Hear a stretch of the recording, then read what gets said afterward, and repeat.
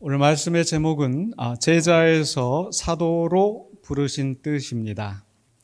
이 어느 사회든 이 조직 사회는 이 계급이 있기 마련입니다. 가장 대표적인 경우가 이제 군대이죠. 일반 병사가 있는가 하면 또 장교가 있고 장교 중에서도 또 위관급, 소위, 중위, 대위, 또 영관급, 소령, 중령, 대령, 또 장성급 이렇게 다 계급이 있고 그 계급에 따라서 하는 일도 다르고 또 받는 대우도 달라지게 되죠. 군대뿐만 아니라 회사에도 일반 직원이 있는가 하면 대리, 계장, 과장, 부장, 상무, 전무, 사장 다 이렇게 그 계급이 있죠. 또 모임도 그냥 우리가 하다못해 몇 사람 모이는 모임에서도 총무가 있고 또 회장이 있고 이렇게 또 어떤 직급이 나눠집니다. 이런 계급들이 인도의 어떤 그 카스트 제도나 또 우리나라 예전에 그 반상의 구별 이렇게 어떤 사람을 이렇게 불평등하게 만드는 어떤 그 차별 이런 계급이 되면 곤란하겠지만 그러나 이런 계급이 사실 긍정적인 면이 있습니다. 왜냐하면은 그 공동체 어떤 모임들을 또 이제 조직적으로 체계적으로 잘 운영하기 위해서 또 이렇게 필요한 게 바로 이 조직이고 계급인 거죠. 이 교회 안에서도 이 계급이 있는 걸 아십니까? 우리 모두는 하나님 앞에 부르심을 받은 또 평등한 그런 신자들이지만은 그 앞에 그 가운데 계급이라는 게 존재해요. 신급이라는 말 들어보셨습니까? 이게 믿는 성도들 안에 있는 이 계급, 이게 신급입니다. 여러분들 잘 보실 기회가 없으실 텐데 여러분 이제 등록 카드에 보시면 신급을 적는欄이 있어요. 거기다 뭘 적냐면은 이제 교회 나온 지 처음부터 시작해서 이제 이렇게 학습 이렇게 우리가 문답을 하고 학습 교인이 되지 않습니까? 이게 이제 학습으로부터 시작을 하고 그다음에 이제 세례를 받았으면 세례, 또 이제 또 직분자로 임명을 받았으면 집사, 또 선출해서 안수 집사, 권사, 장로 또는 목사 이렇게 신급이 나눠집니다. 일반 사회에서 그 조직을 운영하기 위해서 그런 계급이 필요한 것처럼 또 교회도 하나의 조직체이기 때문에 이 교회 운영에 있어서 그런 계급, 신급이 사실은 필요하죠. 그런데 물론 때로는 이게 부정적인 부작용이 나타나기도 하는 것 같아요. 어떤 사람도 이게 무슨 하나의 어떤 그 벼슬처럼 생각하고 어떤 자랑거리 또는 어떤 교만의 이유가 된다든지 또는 성도들 앞에서 다른 사람을 무시하고 군림하는, 자기의 목소리를 크게 하는, 또 자기의 마음대로 또 교회를 좌지우지하려는 그런 부작용이 나타나기도 하는 것 같습니다. 분명히 예수님께서는 섬기기 위하여서 이렇게 직분자들을 세우게 하셨는데 그러나 우리의 교만한, 우리 죄악된 본성들이 그렇게 부정적인 부작용으로 나타나는 것 같습니다. 근데 오늘 제가 이 신급을 이야기할 때 그런 장로다, 집사다, 이런 그 기능적인 그런 제도를 이야기하기보다 또 다른 차원의 신급이 있다라는 것을 함께 생각하고 말씀을 나누고자 합니다. 예수님께서 여러 마을을 여러 동네를 다니시면서 복음을 증거하실 때 또 치유하시고 또 많은 사람들이 예수님 앞에 모여들었습니다. 그런데 그 가운데 이제 여러 부류의 종류의 사람들이 나눠지는데 무엇보다도 이 서기관과 바리새인들, 오늘 말씀 바로 앞에서 예수님이 사역하실 때 이 서기관과 바리새인들이 충돌하는 장면들이 자주 나타났는데 이 서기관과 바리새인들은 그 당시에 이 종교 지도자들이고 신급으로 치자면 한참 이렇게 좀 높은 위치에 있는 그런 사람들이죠. 그러나 이들은 예수님을 대적하고 배척하는 사람들이었습니다. 어떻게 하면 예수님을 꼬투리 잡아서 심지어는 그 예수님을 죽이려고 하는 사람들이었기 때문에 그 예수님의 공동체의 한 무리로 포함될 수는 없겠죠. 근데 예수님과 함께하는 무리들, 예수님 앞에 나와서 예수님 믿고 따르는 그 사람들 가운데서도 적어도 두 부류 또는 세 부류로 이 신급으로 치자면 이게 세 계급으로 나누어지는 것 같습니다. 누가복음 6장 17절에 보면 이렇게 되어 있어요. 예수께서 그들과 함께 내려오사. 여기서 그들이라고 하는 것은 바로 앞에서 사도로 세우심을 받은 바로 그 12명을 칭하고 그 12명과 함께 내려오셨는데, 내려오사 평지에 서시니 그 제자의 많은 무리, 그러니까 12명보다 더 많은 제자의 무리가 거기에 있었고, 또 예수의 말씀도 듣고 병 고침을 받으려고 유대 사방과 예루살렘과 두로와 시돈의 해안으로부터 온 많은 백성도 있더라. 이 병 고침을 받기 위해서, 또 그저 말씀을 듣기 위해서 온 많은 백성들도, 일반 백성들도 있었다라는 거죠. 그들도 적어도 예수를 믿는 신자들이라고 할 수 있겠습니다. 그런데 오늘 말씀에서 이제 제자에서 사도로 부르신 뜻, 즉 제자의 많은 무리가 있는데 예수님께서 그 제자들 가운데 사도로 세우셨다라는 거. 13절에 있죠. 밝음에 그 제자들을 부르사 그 중에서 12를 택하여 사도라 칭하셨으니. 그래서 제자들, 그러니까 신자들이 있고 또 제자들이 있고 그 제자들 가운데서 또 사도로 이제 12명을 세우신 거죠. 그래서 왜 예수님께서 굳이 그 제자들 가운데 또 사도를 세우셨을까? 그 의미는 무엇일까? 또 그것이 오늘 우리들에게 어떤 교훈이 될까 하는 것을 생각해 보고자 합니다. 그러기 위해서 예수님께서 어떻게 사도들을 세우셨는지 그 내용을 살펴보기를 원하는데, 첫 번째로 예수님은 누가복음 6장 12절에 이 사도를 세우시기 위하여 먼저 기도로 준비하셨습니다. 12절 보실까요? 이때에 예수께서 기도하시러 산으로 가사. 이때라고 하는 것은 바로 앞의 말씀에 연결시켜서 보면은 바로 이 바리새인들이 예수님을 죽이려고 하는 그런 상황입니다. 그때 예수님은 산으로 올라가셔서 기도하셨는데 밤이 새도록 하나님께 기도하시고, 그리고 나서 그 다음에 13절에서 이제 12사도를 세우셨다고 하죠. 예수님은 자주 기도하시러 가셨습니다. 앞에서도 그런 말씀이 나왔었고, 무리를 피하여서 한적한 곳에 가서 기도하시고, 새벽 미명에 기도하시고, 항상 기도하시는 예수님이니까 그게 이상할 게 없다, 특별할 게 없다, 이렇게 생각할지도 모르겠는데요. 그러나 이 똑같은 상황을 기록하고 있는 다른 복음서에, 마태복음이나 마가복음에서는 기도하셨다는 말씀이 없는데 굳이 이 누가복음에서는 기도하셨다는 말을 강조하고 있는 거죠. 마태복음 한번 보실까요? 마태복음 10장 1절로 2절에서 예수께서 그의 12제자를 부르사 더러운 귀신을 쫓아내며 모든 병과 모든 약한 것을 고치는 권능을 주시니라. 12사도의 이름은 이러하니 하면서 베드로 하면서 쭉 나옵니다. 여기서 예수님이 기도하시고 12사도를 세우셨다 없습니다. 마가복음 3장 13절 15절에서도 또 산에 오르사 자기가 원하는 자들을 부르시니 나온지라 이에 12를 세우셨으니. 12를 세우시는데 굳이 이렇게 기도했다는 말을 강조하지 않는데, 누가복음에서는 밤새워 기도하시고 밝음에 제자들 중에 12를 세우셨다, 이렇게 기록하고 있는 거죠. 그래서 거기에 특별한 의미가 있다라는 겁니다. 사실 누가복음은 이 예수님의 기도를 강조하는데 이게 처음이 아니고요. 바로 그 앞에서, 조금 앞에서 예수님이 세례를 받으실 때 일어났던 그 현상들을 기록할 때도 역시 예수님이 기도하신 모습을 강조하고 있습니다. 예수님 세례 받으실 때 무슨 일이 일어났습니까? 마태복음 3장 16절에 예수께서 세례를 받으시고 곧 물에서 올라오실 때 하늘이 열리고 하나님의 성령이 비둘기같이 내려 자기 위에 임하심을 보시더니. 그러니까 세례 받고 나오시니까 비둘기같이 하나님의 성령이 임하셨더라.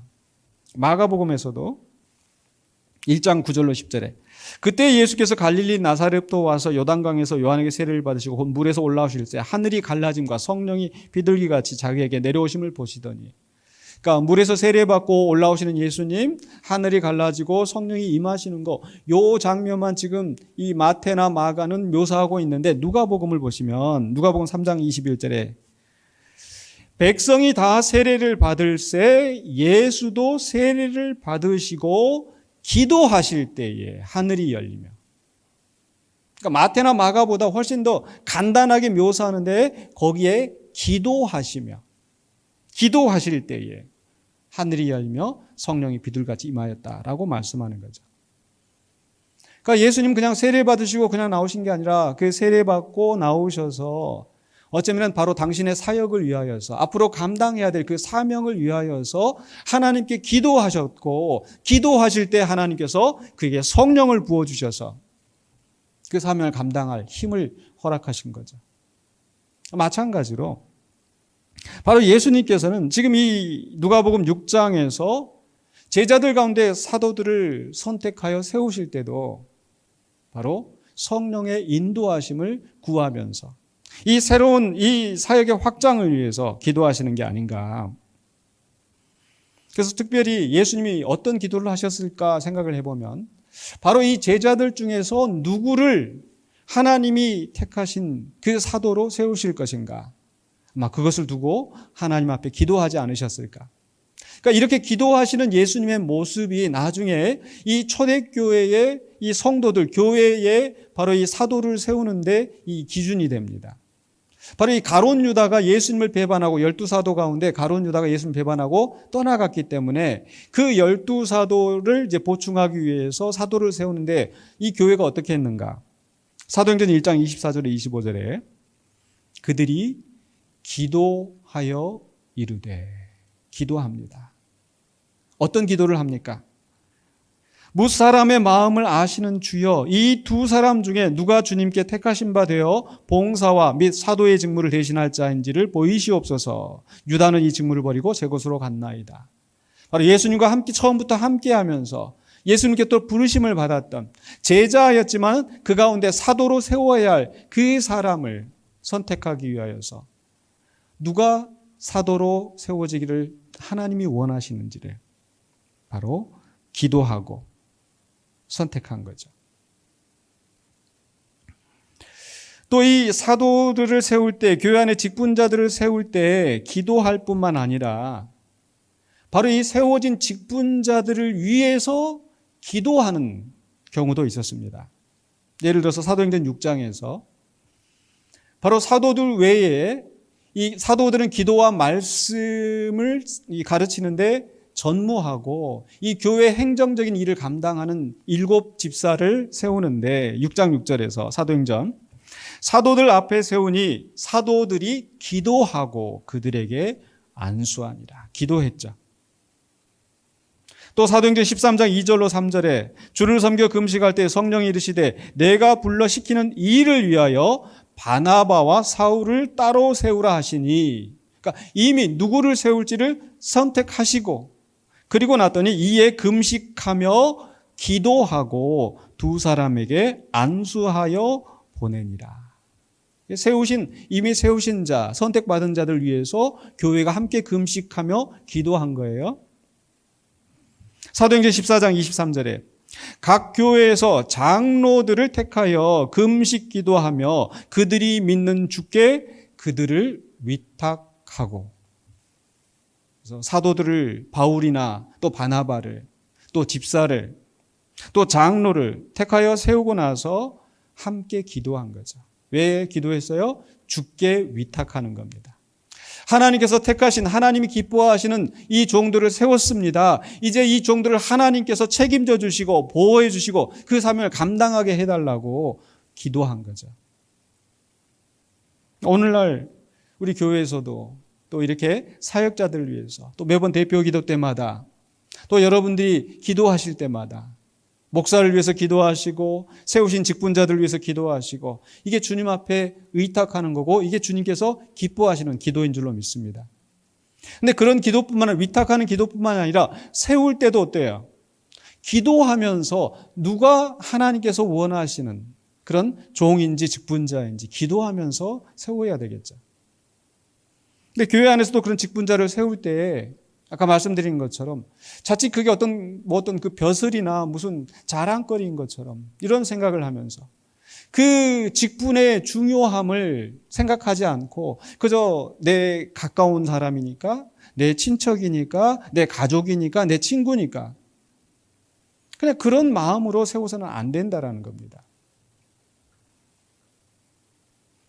그 직분자를 바로 세우는 것이 이 교회 공동체의 앞날을, 운명을 크게 좌우하는 것이기 때문에 우리는 정말 하나님이 기뻐하시는 그 사람을 세울 수 있도록 해야지 어떤 세상적인 가치관이나 또 인간적인 그런 어떤 그 정에 끌려서 해서는 안 될 것이고, 또 더군다나 이 교회 선거 때가 되면은 또 막 서로 전화하면서 누구 해야 된다 뭐 이렇게 하는 것도 사실은 정말 바람직하지 않다고 생각합니다.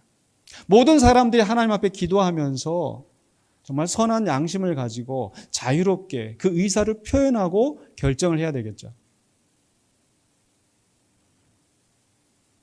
물론 어떤 경우에는 교회 나온 지 얼마 안 됐으니까 투표는 해야 되겠는데 누가 잘 모른다, 그래서 좀 누군지 좀 알려달라, 이렇게 질문을 받았을 경우에는 역시 기도하는 마음으로 안내를 해주는 것은 뭐 그렇게 나쁘다고 할 수는 없겠지만, 내가 의도적으로 누군가를 세우기 위해서 다른 사람을 그렇게 선동하고, 이건 분명히 잘못된 겁니다.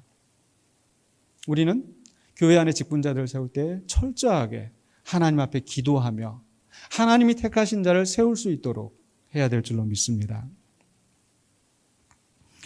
이렇게 예수님은 모든 사람들의 마음을 아시고 그들의 생각을 이미 꿰뚫고 계시는 분이시지만은 그 12사도를 특별히 세우실 때는 기도로 준비하면서, 그것도 그냥 기도하시는 것이 아니라 밤새워 기도하시고 세우셨다는 것을 우리가 기억하시기 바랍니다. 두 번째로요, 예수님은 12를 택하셨습니다. 6장 13절에 밝음에, 밤새워 기도하시고 밝음에 그 제자들을 부르사 그 중에서 12를 택하여, 12를 택하신 거죠. 왜 굳이 12를 택하셨을까? 12 하면 뭐가 생각이 나세요? 바로 이스라엘의 12지파. 하나님께서 아브라함을 택하시고 하나님의 백성을 이제 세우시려고 부르셨을 때 아브라함이 이삭을 낳고 이삭이 야곱을 낳고, 이 야곱의 다른 이름 이스라엘이란 이름을 주셨죠. 그리고 그 야곱 이스라엘의 12 아들들이 이스라엘의 12지파의 조상이 되는 것인데, 바로 구약의 하나님의 백성들인 이스라엘을 대신하여 이제 새롭게 예수 그리스도로부터 시작되어지는 새 백성의 공동체를 세워가신다는 그런 의미에서 12를 세우셨던 것이고, 그 중에 한 명 가룟 유다가 빠져나갔을 때 이 초대교회는 또 다른 사도를 그 가운데 세워서 이 12를 채우게 하신 거죠. 즉 하나님의 새 백성의 공동체입니다. 그래서 이 12명을 세울 때 뭐 베냐민 지파에서 누구, 또 유다 지파에서 누구, 이런 식으로 그 지파의 대표로 세운 것이 아니라 하나님이 원하시는 자들, 예수님께서 원하시는 자들을 불러서 세우신 겁니다. 그런데 그 안에 보면은 아주 다양한 배경들, 다양한 그 위치, 성격에 있는 그런 제자들이 모여 있습니다. 6장 14절에서 곧 베드로라고도 이름을 주신 시몬과 그의 동생 안드레와 야고보와 요한과 빌립과 바돌로메, 이 앞에 4명은 그 5장에서 예수님께서 부르실 때 나왔었던, 그러니까 갈릴리 어부들이고, 빌립이나 바돌로메는 역시 이제 요한복음 1장에서 보면은 바로 이 그 베드로, 안드레, 야고보, 요한 이들과 함께 이 베세다 출신, 갈릴리 출신의 아마 사람들입니다. 그런데 오늘 주목하고 싶은 말씀은 바로 그 다음에 나오는 15절에 있는 그 제자들인데, 거기 보면 이제 마태라는 인물이 나오죠. 마태는 바로 앞에 5장에서 세리로서 예수님의 부르심을 받은 레위라 하는 세리가 바로 마태입니다. 지난번에 말씀드린 것처럼 이 세리는 이 로마에 돈을 바치고, 자기의 돈이 있어서 로마에 돈을 바치고 세리라는 관직을 사서, 그리고 나서 이제 이 이스라엘 유대인들에게 이제 돈을 자기가 거둘 수 있는 그런 권한을 받은 거예요. 근데 정직하게 이렇게 받아서 한 것이 아니라 그 이상으로, 정해진 세 이상으로 과한 세금을 부과하고, 그래서 사람들의 돈을 착취하고, 그래서 자기의 부를 축적하고, 그래서 이 세리들은 이스라엘 백성의 입장에서 보면은 매국노이고 자기들의 돈을 도두는 도적이고, 그렇기 때문에 창녀나 이 죄인들과 동등한 부류로 아주 멸시하고 천대하는 그런 사람들입니다. 민족을 배신하고 팔아먹은 반역자이고요. 그런데 그 15절 마지막에 보면은 셀롯이라는 시몬이 나오는데, 아마 이 셀롯이라는 그걸 보면 여러분 성경에 보시면 이게 숫자가 나오고 그 밑에가 이제 그 셀롯이라는 그 뜻이 나오죠. 열심당원. 그러니까 열심당원이라고 하는 것은 그 당시에 그 활동하였던 아주 과격한 민족주의자들입니다. 우리나라에서도 이제 예전에 그 일제 식민지에 있을 때 그냥 그 일본에 그냥 이렇게 순응하는 게 아니라 또 무기를 들고 싸우는 독립투사들이 있었습니다. 바로 이 유대인들 가운데서도 그렇게 싸우는 그 투사들, 무기를 가지고 이제 게릴라전을 펼치는 그런 사람들이 있었는데 그게 바로 열심당원들이에요. 그러니까 이 열심당원들이 보기에는 이 세리는 매국노이고 반역자이니까 보면은 처단하는 그런 사이인 거죠. 그런데 놀랍게도 바로 이 마태나 세리인 마태와 또 이 열심당원인 시몬이 함께 예수님의 사도로 부르심을 받고 이제 자기가 과거에 했던 그런 일들이 아니라 동일한 목적을 가지고 그 사역을 감당하게 하신 거죠. 바로 에베소서 2장 14절에 있는 말씀처럼 그는 우리의 화평이신지라 둘로 하나를 만드사 유대인과 이방인 원수되고 서로 멸시하고 경멸하였던 그 유대인과 이방인을 둘로 하나로 만드신 예수님. 세리와 열심당원을 하나로 만드신 예수님. 바로 그 원수된 것, 그 중간에 막힌 담을 자기 육체로 허시고 둘이 한 몸을 이루어서 하나님 앞에 나아갈 수 있도록 하신 거죠. 이 말씀이 우리에게 주는 의미가 무엇입니까? 교회 안에서도 사실 다양한 배경의 사람들이 있을 수 있어요. 호남 사람이 있고 영남 사람이 있고 근데 교회 안에서 그거 가지고 싸우면 되겠습니까? 안 되죠. 근데 좀 이게 우리는 다 이제 대부분 이제 호남 분들이 많으신데 또 이제 경기 지역에 가면은 이게 호남 측 교회 또 영남 측 한 교회 안에서 호남 측 영남 측 우리 교회는 제가 그런 걸 못 봤는데 어느 교회 광주에 제가 이 광주에 어떤 교회 들어보니까 거기서는 누구 해남 뭐 목포 뭐 이게 특정 지역하고 관계없는 말이에요. 그냥 그쪽 파가 이렇게 주도하는 거 사람들과 또 어디 또 뭐 어디 뭐 강진 뭐 해가지고 지야. 뭐 사실 우리 교회도 예전에 또 영광교회 안에서 이렇게 시작이 되다 보니까 영광교회 출신들이 많이 있고 또 일반에서 오신 분도 있고 이렇게 교회 안에서는 그런 것들이 의미가 없어져야 돼요. 아멘이십니까? 우리는 그리스도 안에서 한 몸 된 공동체일 줄로 믿습니다. 비록 나와 어떤 정치적인 입장이 다를 수가 있어요. 견해가 다를 수도 있고 배경이 다를 수가 있고 고향이 다를 수 있고 그러나 우리는 그리스도 안에서 한 몸이기 때문에 우리가 동일한 목적을 가지고 나아가야 될 줄로 믿습니다. 그래서 예수님은 이런 다양한 이 제자들을 12 사도로 세우셨습니다. 근데 12에서 끝난 게 아닙니다. 그 12 이상을 주님은 생각하시고 이 12명을 사도로 세우신 거죠. 그건 그 다음에 이제 다음 말씀을 하면서 우리가 그 의미를 생각해 보자 하는데 이제 세 번째로 우리가 생각할 것은요. 그 제자들 중에서 12를 택하여서 이제 사도라 칭하셨다. 13절 하반부에. 그럼 제자는 뭐고 사도는 뭔가? 제자는 헬라어로 이 마세테스라고 하는데 뭐 번역하면 뭐 수련생.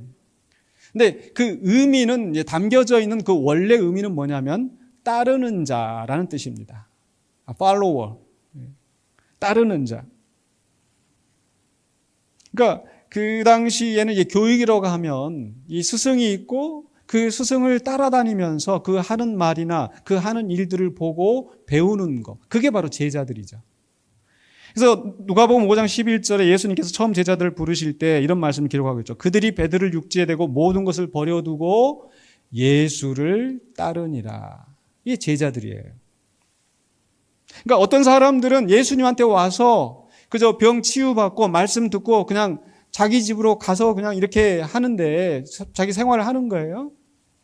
그런데 모든 걸 버려두고 예수님과 함께하면서 예수님을 따르는 자들, 예수님께 배우고 예수님으로부터 하나님의 나라의 교훈을 듣고 깨닫는 사람들, 이게 바로 제자들이에요. 그럼 사도는 뭐냐? 사도는 이 헬라어로 이 아포스톨로스라고 하는데 그 의미는 이 보내심을 받은 자, 보내진 자라는 뜻입니다. 특별히 어떤 메시지를 전달하기 위해서 보내진 자를 이 아포스톨로스라고 이야기를 해요. 이 교회 안에서만 통용되는 이 단어가 아니라 일반 사회에서 통용되는 그런 단어입니다. 그러니까 우리나라 말로 이렇게 사도라고 번역이 되어 있는데 이 사도라고 하는 거 제가 한자를 찾아보니까 이 하여금사, 무리도, 그러니까 하게 하는 사람. 그러니까 우리나라에서 그 외교관, 대사를 보내잖아요. 다른 나라에. 그 대사할 때 이 사자가 이 하여금 사자를 쓰고 또 옛날에 쓰는 말, 요즘은 안 쓰는데 차사. 함흥차사 할 때 그 차사. 그러니까 그 이성계를, 거기까지 얘기하면. 네. 그러니까 이게 보냈는데 안 오는 사람이 이게 함흥차사잖아요. 그래서죠. 네. 그러니까 이 사도라고 하면은 보내심을 받은 자예요. 그러니까 예수님을 따라다니면서 배우는 사람들. 그런데 그 단계에서 끝이 아니라 이제 이 배운 사람들 중에서 보내신 거예요. 왜 보내셨을까요? 보내신 뜻이 무엇일까요? 그래서 사도로 세워서 보내신 뜻. 그게 마태복음에서 구체적으로 설명이 되어지는데 마태복음 9장에 보시면은요. 9장 35절에. 그러니까 10장에서 아까 10장 1절에서 예수님께서 12를 세우셨다 이 말씀이 나오는데 바로 그 앞에 9장 35절에 예수께서 모든 도시와 마을에 두루 다니사 그들의 회당에서 가르치시며 천국 복음을 전파하시며 모든 병과 모든 약한 것을 고치시니라.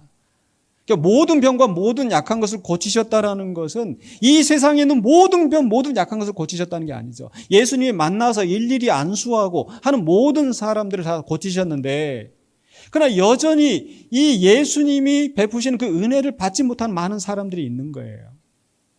예수님이 안타까우신 거죠. 그래서 9장 36절에 무리를 보시고 불쌍히 여기시니 이는 그들이 목자 없는 양과 같이 고생하며 기진함이라. 아직 예수님의 은혜를 경험하지 못한 많은 무리들이 있는 것을 보시고 불쌍히 여기신 거예요. 그래서 9장 37절 38절에 이에 제자들에게 이르시되 추수할 것은 많되 일꾼이 적으니 그러므로 추수하는 주인에게 청하여 추수할 일꾼들을 보내주소서 하라 하시니라. 이 추수하는 주인은 누구겠어요? 하나님이시겠죠. 그 하나님께 청하여서 일꾼들을 더 많이 보내어달라. 그리고 나서 10장 1절에 가서 예수께서 그 12 제자를 부르사 더러운 귀신을 쫓아내며 모든 병과 모든 약한 것을 고치는 권능을 주시니라. 바로 예수님이 하셨던 모든 병과 모든 약한 것을 고치시는 그 일들을 바로 함께 감당할 동역자로, 사역자로 예수님이 곳곳에 다 다니실 수 없으니까 그곳에 보내시기 위하여서 그곳에 보내서 예수님이 하신 일을 똑같이 그들도 감당할 수 있도록 보낸 게 바로 사도입니다. 그래서 마가복음 3장 13절 15절에서도 또 산에 오르사 자기가 원한 자들 부르시니 나온지라 이에 12를 세우셨으니 이 12를 세우신 뜻이 뭐예요? 이는 자기와 함께 있게 하시고 함께 있으면서 더 배우고 많이 배우고 그리고 나서 또 보내사 전도도 하며 귀신을 내쫓는 권능도 가지게 하려 하심이라. 역시 누가복음에서도 누가복음 9장 1절과 2절에 바로 이 12 제자를 세우신 뜻을 분명히 설명합니다. 예수께서 12 제자를 불러 모으사 모든 귀신을 제어하며 병을 고치는 능력과 권위를 주시고 하나님의 나라를 전파하며 앓는 자를 고치게 하려고 내보내시며 바로 누가복음 4장에서 예수님이 하셨던 일, 하나님의 나라를 전파하고 병든 자를 치유하시고 억눌린 자를 자유롭게 하시는 바로 그 일을 예수님을 대신하여 예수님으로부터 위임을 받아서 그 일을 하도록 내보내신 사람들이 바로 사도인 겁니다. 그 사도들은 바로 누구든지 그 보내심을 받은 자리에서 바로 예수님, 작은 예수가 되어서 예수님의 손과 발이 되어서 그곳을 치유하고 변화시키고 구원의 역사가 일어나게 하는 그 사명을 감당해야 되는 거죠. 바로 예수님이 이 땅에 오신 이유, 누가복음 5장에서 말씀하셨던 거죠. 5장 31절 32절에 예수께서 대답하여 이르시되 건강한 자에게는 의사가 쓸데없고 병든 자에게라야 쓸데있나니 내가 의인을 부르러 온 것이 아니요 죄인을 불러 회개시키러 왔노라. 죄인을 불러 회개시키러 오신 그 예수님께서 그 사도들을 보내셔서 죄인들이 있는 그 자리에 가서 병든 자들이 있는 곳에 고통당하고 신음하고 있는 그 사람들에게 보내서 회개하고 하나님의 백성, 하나님의 자녀 되게 하시려고 보내셨다는 거예요. 그래서 그 보내심을 받은 자들이 예수님과 함께하며 그 하나님이 계획하신 구원의 역사를 이루시는 거죠. 그래서 아까 제가 12에서 끝이 아니라고 말씀드렸죠. 12이 아니라 또 그 다음 세대가 다음 사람들이 계속해서 이 사역을 이어갈 수 있도록, 그래서 땅 끝까지 복음이 증거되도록 예수님은 계속해서 사도들을 세우시는 줄로 믿습니다. 그래서 지난주에도 우리 권사님 한 분이 저한테 전화를 하셨어요. 목사님, 제가 성경을 읽다가 참 이게 좀 궁금한 게 나서 내가 좀 묻고 싶어요. 저는 그런 전화 받으면 참 감사해요. 이렇게 열심히 배우고. 질문이 뭐였냐면은 요한계시록에 보면은 14만 4천 명이 나오고 14만 4천 명이 그 신천지가 보면 그 사람들만 구원받는다고 하는데 그 사람들만 구원받는 겁니까? 아닙니다. 아니고 14만 4천은 뭐냐? 바로 이 성경에 12지파가 있고 그 14만 4천, 요한계시록 7장에 보면 14만 4천이 유다 지파에서 뭐 1만 2천 명, 그러니까 12지파에 각 지파에 뭐 1만 2천 명 이렇게 나오잖아요. 그래가지고 쭉 가서 그걸 다 12를 곱하니까 14만 4천이잖아요. 근데 그 14만 4천이 구원받는다 이게 아니고 인침을 받은 사람이 14만 4천이고 그 다음에 7장 후반부에 또 보니 요한이 또 보니까 각 나라와 족속과 민족과 방언에서 수를 셀 수 없는 많은 무리가 보이고 그들이 하나님의 보좌 앞에 와서 구원하심이 보좌에 앉으신 이와 어린 양께 있도다 하고 노래를 부르는 장면이 나오잖아요. 그래서 이 14만 4천은 예수님과 함께 복음을 증거하는 보내심을 받은 이 사도들이고 그 사람만 구원받는 게 아니라 그 복음을 듣고 구원받는 모든 사람들이 수를 셀 수 없는 많은 분들이 있게 되는 거죠. 근데 이 신천지는 희한하게 그것도 말씀을 이렇게 교묘하게 비틀어서 자기들만 구원받는다, 신천지 와서 구원받는다. 아니에요. 성경을 제대로 배우지 않으면 거기에 속아 넘어가요.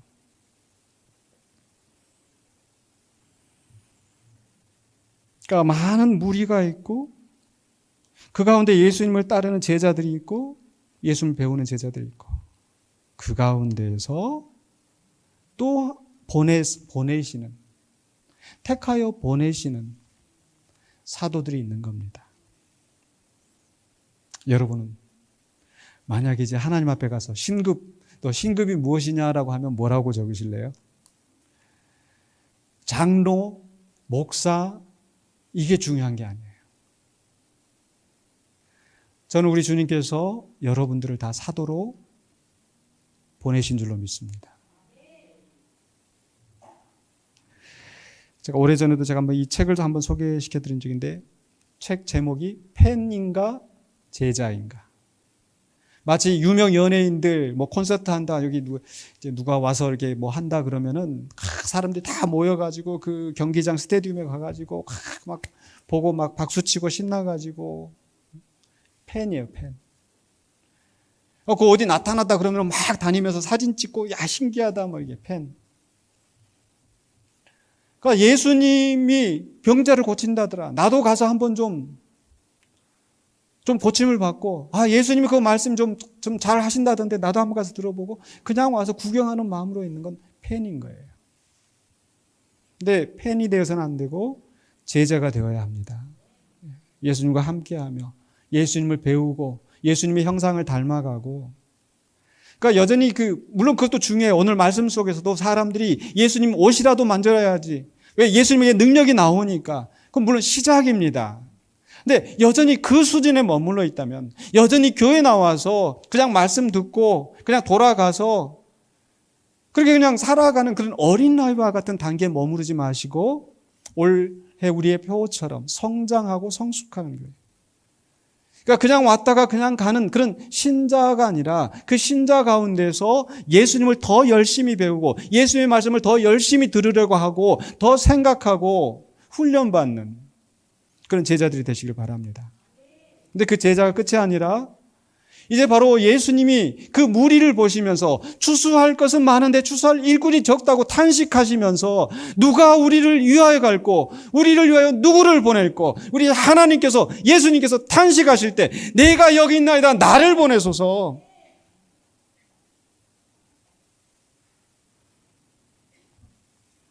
이미 우리는 세상으로 보내심을 받은 자입니다. 그러니까 여러분 교회에 오시면 교회 안에서는 여러분 제자예요. 이렇게 말씀을 듣고 생각하고 훈련하고 또 함께 교제하고 제자예요. 그런데 이미 이 교회의 문을 벗어나는 순간 여러분들은 사도이신 걸 믿으시기 바랍니다. 여러분의 삶의 현장으로, 가정으로, 직장으로, 지역사회로 보내셨기 때문에. 왜 그렇게 보내십니까? 왜 제자 가운데 사도를 세우셨을까요? 그 뜻은 첫 번째로 세상을 구원하시려고. 아직도 죽어가고 있는 많은 영혼들, 하나님의 은혜를 깨닫지 못하고 신음하며 탄식하고 있는 그 사람들, 그곳에 우리를 보내셔서 그들을 구원하시는 뜻이 있는 줄로 믿습니다. 근데 그 보내심을 받았을 때 예수님께서 말씀하신 것처럼 내가 너희를 보내는 것이 이리 가운데 양을 보내는 것 같다. 분명히 하나님의 은혜를 전하러 왔고 생명의 길을 알리려고 왔지만 쉽게 받아들여지지 않아요. 예수님도 그런 고통을 당하셨잖아요. 사도들도 초대교회 성도들도 그 고통을 받았었잖아요. 그럼에도 불구하고 그 일을 끝까지 해야 하는 이유, 바로 하나님께서 전도에 미련한 것으로 이 세상을 구원하시기를 기뻐하셨기 때문에, 그냥 하나님께서 마술처럼 한순간에 다 너희들 나 믿어라 이렇게 하시지 않고 한 사람 한 사람을 하나님의 동역자로 세우시고 보내셔서 그 전도를 통해서 십자가의 복음을 전함으로 말미암아 그들을 구원하시는 것이 하나님의 뜻이기에 우리를 보내셨잖아요. 그리고 보내셔서 우리가 고난당하고 고통당하고 그게 끝이 아니잖아요. 결국엔 우리는 어떻게 됩니까? 하나님께 영광 받게 될 줄로 믿습니다. 그래서 사도로 세우신 뜻, 우리를 영광스럽게 하시려고.